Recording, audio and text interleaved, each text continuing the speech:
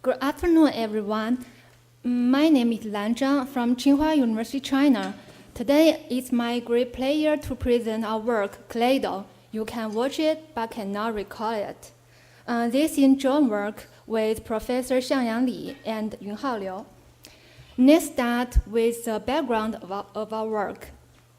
Recently, we have witnessed a blooming of visual display devices. The volume of information exchange between these visual displays and their audience is tremendous. While video playback has contributed to about 80% of the internet traffic, piracy becomes one of the greatest threats to the motion picture industry. So let's see. Film piracy causes loss of revenue about 20.5 billion annually.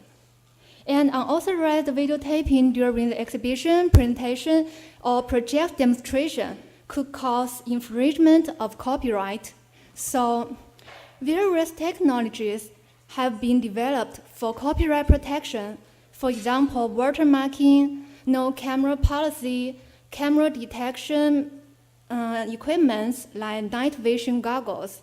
But unfortunately, those techniques are ineffective in preventing attendees from taking pirate video for later redisplay, especially when attendees use mobile devices.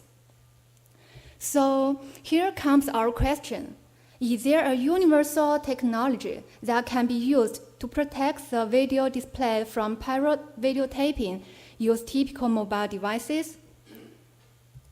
Let's imagine the ideal case.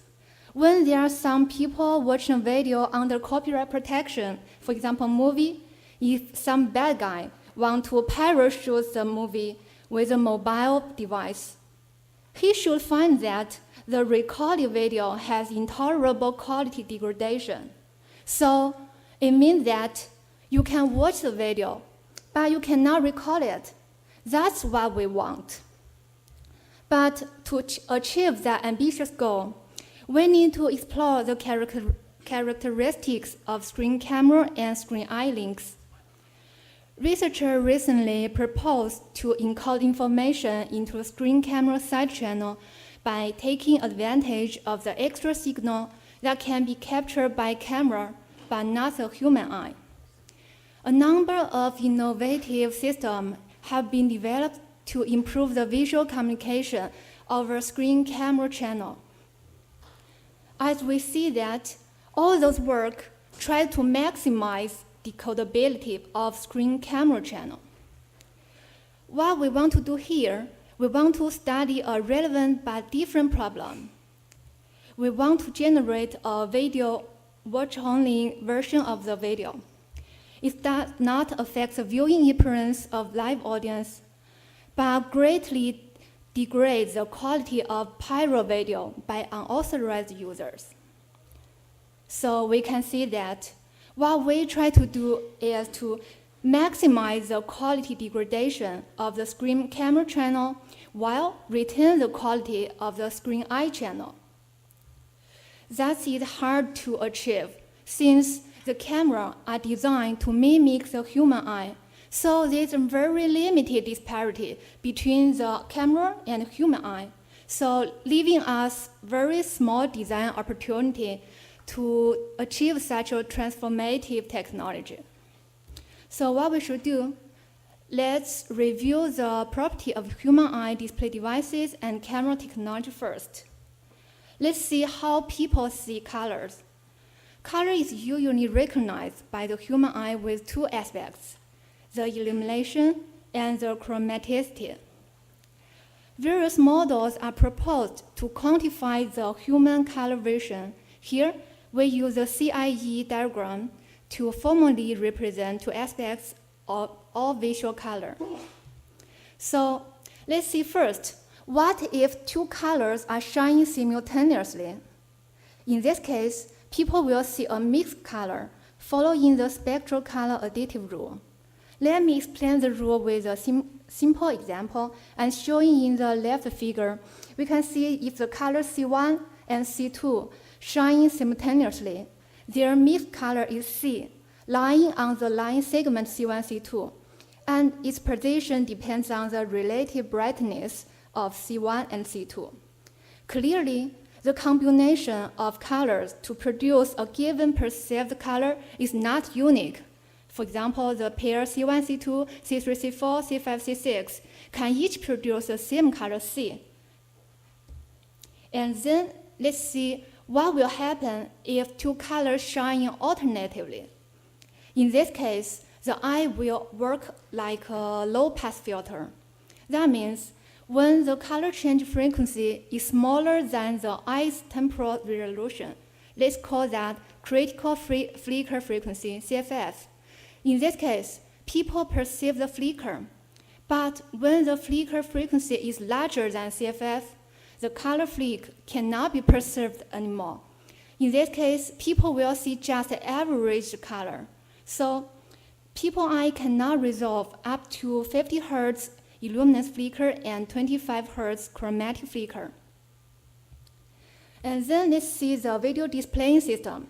In the video displaying system, the modern LCD monitor and projector can support up to 120 refresh rate, or even 240 refresh rate. Most films are shot in 25 or 30 frames per second. Then, in the last week, let's see the video recording system.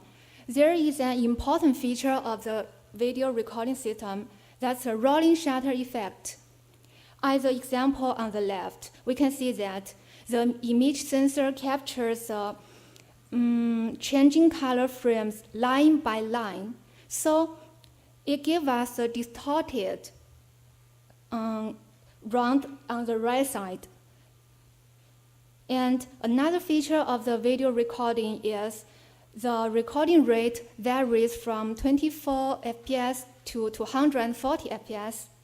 Besides, the inter-frame interval is unstable. So now, give a quick summary. Camera has a discrete rolling shutter with high temporal resolution. Human eye continuous global shutter, which works like a low-pass filter. This conclusion tells us we can take advantage of the limited disparity between human vision and video recording. That gives us the opportunity to design our system, Kaleido. It's a secure video encoding and displaying system. Let's move to our system design. We can see that Kaleido works as an add-on. It takes the original video as an input and re-encodes all the frames, and then outputs a watch-only version of the video. Our main idea is to introduce illuminance flicker and chromatic distortion into re-encoded frames. And the key problem is how to ensure the encoded flicker and distortion are imperceptible to the legitimate viewer at first, and then become perceivable after piezo procedure. Let's see, to design our system, we consider two cases. In the first case, the display rate is larger than the record rate. Due to the rolling shutter effect, a line's exposure time is not enough to record the complete line signal during one capture time window TC here. If the signal is time varying, then part of the variation cannot be recorded. That means when people watch a recorded frame, they will not see the fused color, but they will see the distorted strip-like pattern, like the figure shows. And in the second case, if the display rate is less than record rate, in this case with hypermobility, the camera is asynchronized with the display, which causes out-phase lines in each recorded frame. That means if there is a flicker at frequency FF, like the white and black flicker on the top, the flicker will be captured by successive out-phase lines. Then the frequency is down-converted. In this example, we can see that the flicker frequency is down-converted from 60 Hz to 40 Hz. So with those two observations, we have opportunity to encode color distortion and illuminance flicker to pirate video. Now we are ready to generate a watch-only video by re-encoding the video. What we will do, let's see, the original video is filmed in 30 FPS typically. The refresh rate of the display screen could be as large as 120 FPS. So in this case, we can decompose one original frame to 4 successive frames following the color additive rule of human eye. Then we need to do is to determine the illuminance and chromaticity of each re-encoded pixel to introduce the illuminance flicker and chromatic distortion to the pirate video. It takes 2 steps to do that. The first step, we determine the illuminance value of each pixel by polluting frames with flickers. For a pair of pollution frames as shown on the right, we add an illuminance complementary perturbation, plus delta and minus delta, to each pixel pair. Those complementary perturbations will be canceled out for the human eye because the sum of those perturbations is 0. Besides, the flicker's frequency, we design it to just above the CFF, and we maximize its amplitude. So if any down conversion or temporal distortion happens, the flicker will become perceivable. And after the illumination level of each re-encoded pixel is determined, now we need to determine the chromaticity value of each pixel. Here we must know that a color can be decomposed to an infinite number of different color pairs. So what we want to do, we want to choose a set of combinations that will maximize the potential color distortions. So here, we design an algorithm to solve the maximization problem with constant time complexity. And in company with the illuminance pollution and color distortion, what we also want is to make the re-encoded frame color appears as random as possible. So we like to maximize the spatial deformation of the re-encoded frame. But there is a trade-off between the maximization of color distortion and spatial deformation. To solve that, we propose several simple lightweight methods.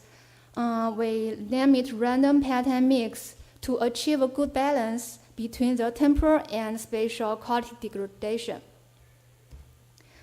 Here are some example decomposed frame of our 3 methods. Okay, now let's see the results, the evaluation of our method. Here is our experiment setting. We use the LCD monitor and projector and 5 different smartphones. And we use 20 diverse high-definition video clips. We employ 50 volunteers to do the experiments for us. First, we evaluate the video quality of the displayed watch-only video by subject scores from the volunteers because it is watch-only, so it can only be evaluated by subjective assessment. And we can see the results here. The results show that most volunteers did not notice they are watching the watch-only video. They think they are the original video. And the rest of volunteers think the degradation is acceptable. So the subject assessment showed that our watch-only video can preserve the viewer's watching experience. And then we evaluate the quality of the pirated video by comparing the pirated watch-only video to the pirate video of the original one. Let's see the result. For the subjective measurements, we find that the score for pirated original video is about 4, which indicates it's an acceptable quality.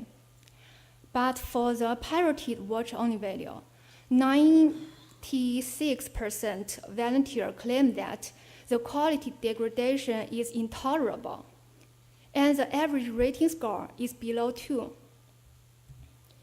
And we also measure the pirated video quality by objective measurement.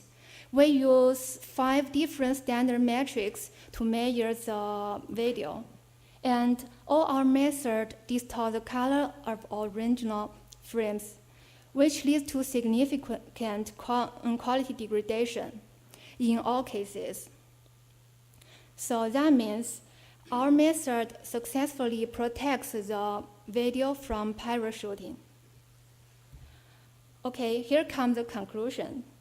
That is, our work, Kaleido, can generate a video that you can watch it but cannot record it. That's all for my presentation, and thank you all.